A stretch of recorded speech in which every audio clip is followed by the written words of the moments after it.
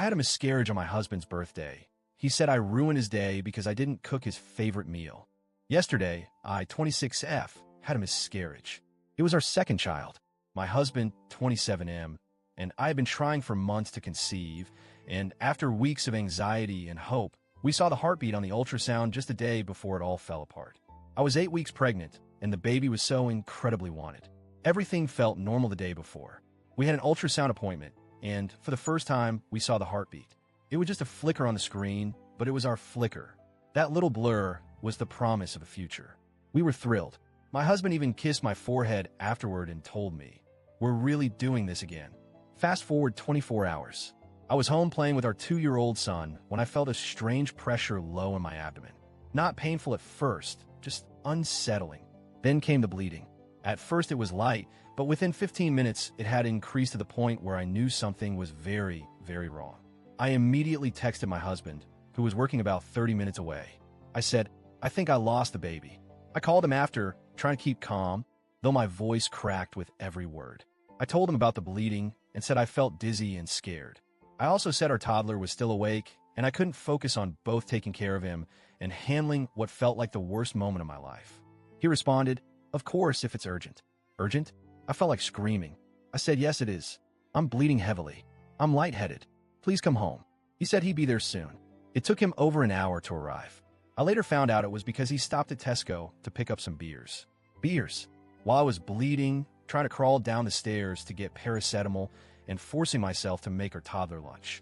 I had to clean myself up multiple times, terrified of what I might see each time I checked. I passed what I believe was the fetus, and I sat on the bathroom floor crying, still having to function enough to put my son down for his nap. When my husband finally got home, I was pale, dizzy, vomiting, and in intense pain. He seemed annoyed, not panicked. I told him we needed to go to AE. He sighed, but he helped me into the car. The drive was silent. I was curled against the window, praying I wouldn't pass out.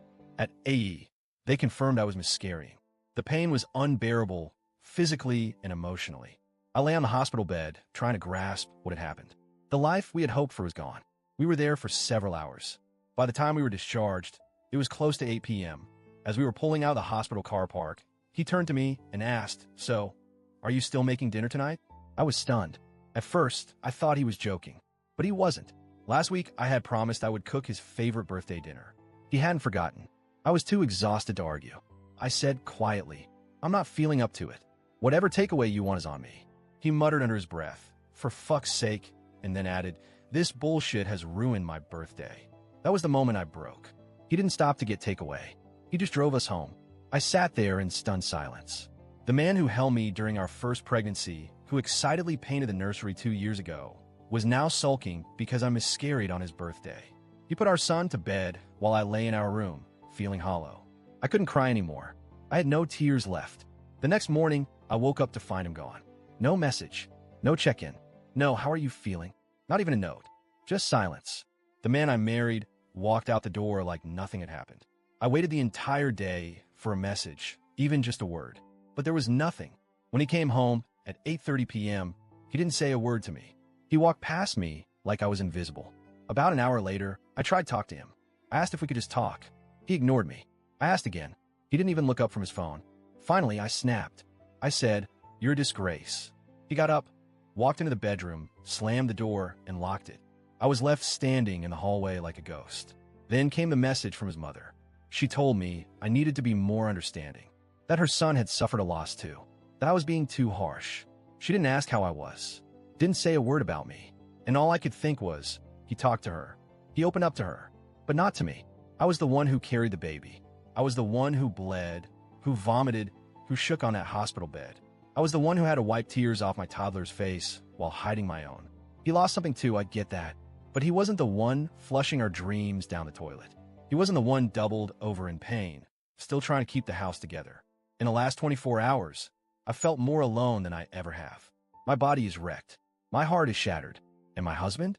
He's treating me like I ruined his party. We have been together for 5 years, married for 3. He's always had moments where he needed space during stress. But this feels different. It feels like abandonment. I keep asking myself if I'm the one being irrational. I know hormones are wild after miscarriage. I know grief clouds judgment. But calling him a disgrace for what he said and how he acted, is that really too far? I would never have done this to him. If he were the one in pain, the one facing a loss, I would have held him. I would have been there.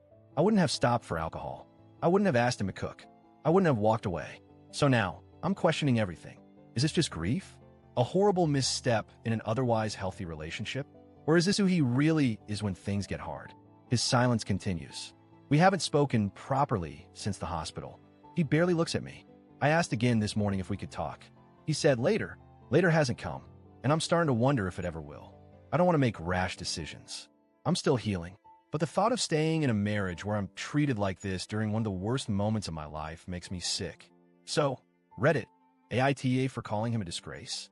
Because right now, that's exactly how he feels to me.